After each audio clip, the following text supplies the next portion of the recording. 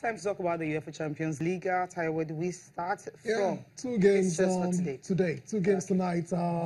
Yeah, both games you say finally poised because they can still go either ways. And arguably the big match of the night is between Sevilla, multiple Europa League champions, going up against Manchester United, 2-time champions of the UEFA Champions League, and that's the confirmation of the fixtures.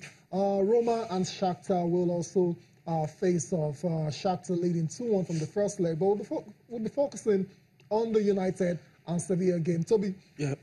United on the back of that morale-boosting victory over Liverpool. Yeah. Obviously, they're on a high now, but it's still goalless, and a win or a score draw will still Sevilla go through to the next round. So it's a very, very tricky situation for Manchester United. And how do you think they're going to approach this one? Well, it's always different when they're playing at home at the Theatre of Dreams in Old Trafford. Right, okay. So I would definitely be tilting towards United getting a victory in this one. I think they look good. They look very confident at the moment. Right. They started defeating Liverpool just last weekend. It just shows they can go into this one with a lot of confidence, and they've got a lot of quality in their side, especially in the final third. That is the likes of Lukaku, Sanchez, Rashford, Mata, Lingard. You can go on and on.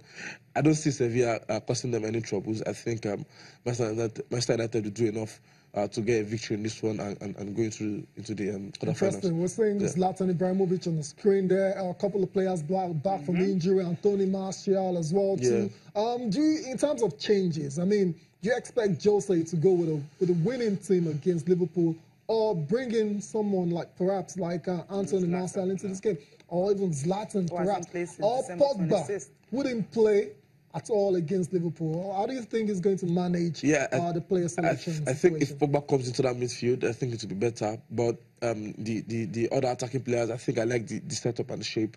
He had Sanchez, he had Sanchez playing the number 10 role or 9.5 role, as some people like to say, just behind the striker. So it gave him more room to be very narrow. And Rashford was playing on one side, and Mata. Okay. And Mata likes to cut in. He's not the natural winger that likes to go for crosses. So he likes to link play. So it gives you more creativity in there. And Sanchez also, we know he can pick those passes very accurately at that. So I think if he can keep the shape up front, but in the midfield, if he can introduce a Pogba. Just Pogba for McTominay? Yeah, for Scott McTominay. He's still young, and the Champions League is a very huge stage for him. I think he might just... was brilliant against Liverpool. Yeah, he was, but the Champions League is very different. Sometimes hearing that Champions League music alone could just make you tremble. So he passed in flying colours. But and just to chip it in, Sevilla have got some very, very good midfielders at the likes of Nzonzi in there, Pizarro in there. They've got Eva Banega as well. So if the midfield match isn't there, I think United might struggle, and that's why they need someone like Pogba and Matic who have all the experience in the world compared to Scott McTominay. Okay, why are you so confident? I mean, that they are going to do so well, but Jose Mourinho, he's just saying they're not really favourites for this tie. I don't know why he keeps saying that. Until they get to the quarterfinals, he'll feel, okay, United are in for something special. The best teams in the competition. But I think when a team arrives in the last 8, anything can happen. I think when you are in the last 16, it looks really, really far. But when the team gets in the last 8, you start smelling semi-finals. And I think when a team gets into the last 8, the feeling is, of course, you are amongst the best. But anything can happen. Okay, it can happen, right? Yeah. I love the way he talks. He's not too confident. He's just being careful. It's typical of this. Okay, that's typical of him, right? He doesn't want to put the pressure on his team. He likes to put it on the opponents each time. So he just likes to play down his team and, just take the pressure off them, let them play. Right. And it's typical of him. I wouldn't believe him if I were you. Don't listen to what he's saying. Just go out there and do your best. Yeah, he likes the underdog status a lot. Okay, yeah. interesting. Let's go for them right now. Yeah. We're still talking Jose Mourinho, right? Just on Sunday, Frank de Boer, former coach of Inter Milan and Crystal Palace. I had a few things to say. It's basically suggested that Jose Mourinho is not the right manager for Marcus Rashford. And Jose's reaction, it's safe to say, was like putting someone in a body bag. And Toby, I would say, okay, before I come to you, let us get to listening to Jose's reaction to Frank de Boer on him not being the right manager for Marcus Rashford. That's something, some quote from the worst manager in the history of the Premier League, Frank de Boer. 7 matches, 7 defeats, 0 goals.